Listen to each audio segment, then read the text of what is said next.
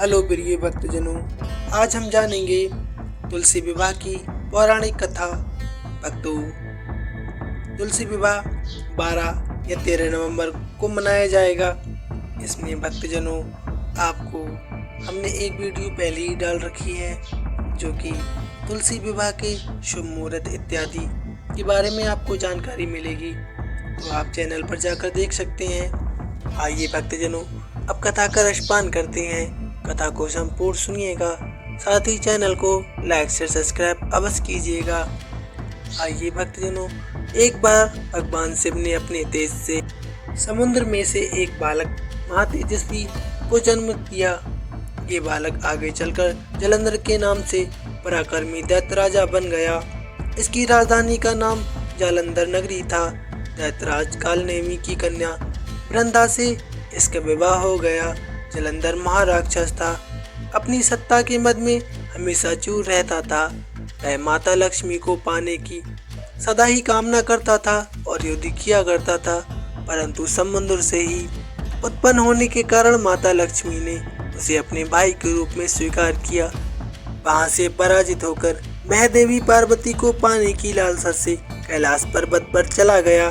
भगवान देवादिदेव शिव का रूप धारण कर वह माता पार्वती के समीप गया, परंतु मां ने अपने योग बल से उसे तुरंत पहचान लिया तथा वहां से अंतर्ध्यान हो गई।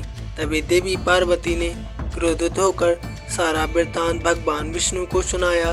जलंधर की पत्नी वृंदा अत्यंत पतिव्रता स्त्री थी। उसकी पवित्रता आप भंग कर दो, इससे जलंधर का मरण हो जाएगा। इसलिए आपको जलंधर का नाश करने के लिए वृंदा के पतिव्रत धर्म को भंग करना बहुत आवश्यक है।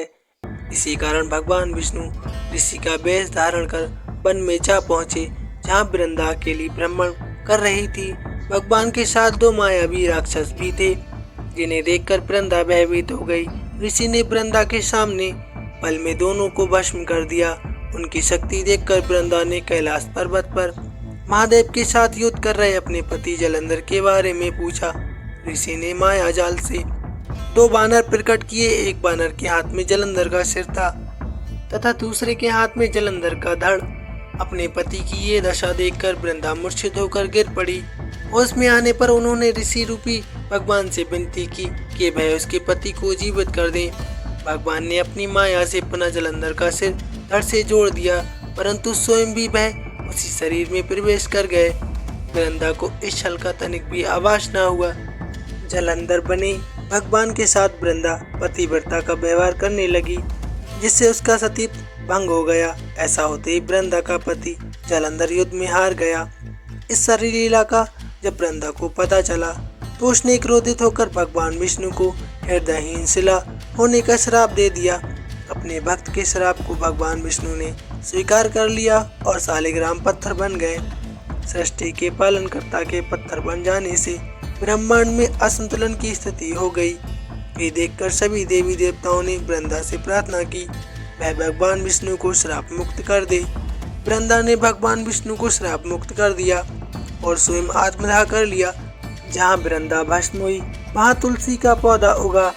भगवान विष्णु ने वृंदा से कहा, हे वृंदा, तुम अपने सतीत्व के कारण मुझे लक्ष्मी से भी अधिक प्रिय हो गई हो। अब तुम तुलसी के रूप में सदा मेरे साथ रहोगी। तब से हर साल कार्तिक महीने के देवउठनी एकादशी के दिन तुलसी विवाह के रूप में मनाया जाता है। जो मनुष्य भी मेरे सालिग्राम रूप के साथ तुलसी का विवाह करेगा, उसे इस लोक और परलोक में विलुप्त यश प्राप्त होगा। उसी दैत्य जालंधर की ये भूमि जालंधर नाम से विख्यात है। सती वृंदा का मंदिर मोहला कोट किशनचंद में स्थित है। कहते हैं कि इस स्थान पर एक प्राचीन गुफा भी है जो सीधी हरिद्वार तक जाती थी। सच्चे मन में 40 दिन तक सती वृंदा देवी के मंदिर में पूजा करने से सभी मनोरथ पूर्ण होते हैं। जिस घर में तुलसी होती है वहाँ यम के दूत भी आसमय नहीं आ सकते। मृत्यु के समय जिसके प्राण मंजरी रहित तुलसी और गंगा जल मुख में रखकर निकल जाते हैं, वह पापों से मुक्त होकर वैकुंठ धाम को प्राप्त होता है। जो मनुष्य तुलसी व आंवले की छाया में अपने पितरों का श्राद्ध करता है, उसके पितृपक्ष का दोष भी खत्म हो जाता है। भगवान विष्णु अपने भक्तों पर सदा ही स्नेह लौटाते हैं। वह अपने भक्त को सदा ही सुख देखना चाहते हैं, इसलिए भक्तजनों सच्ची श्रद्धा और सच्ची भावना से तुलसी माता का व शालिग्राम भगवान का विवाह कराइए, जिससे आपके मनोरथ सिद्ध हो जाएं। हे ईश्वर, हे भगवान, हे माता तुलसी, आप सब भक्तों का कष्ट हर लें, उन्हें सुखमय जीवन प्रदान करें। हमारी यही प्रार्थना है। हे भगवान, भक्तों का कल्याण करें। धन्यवाद भक्तों।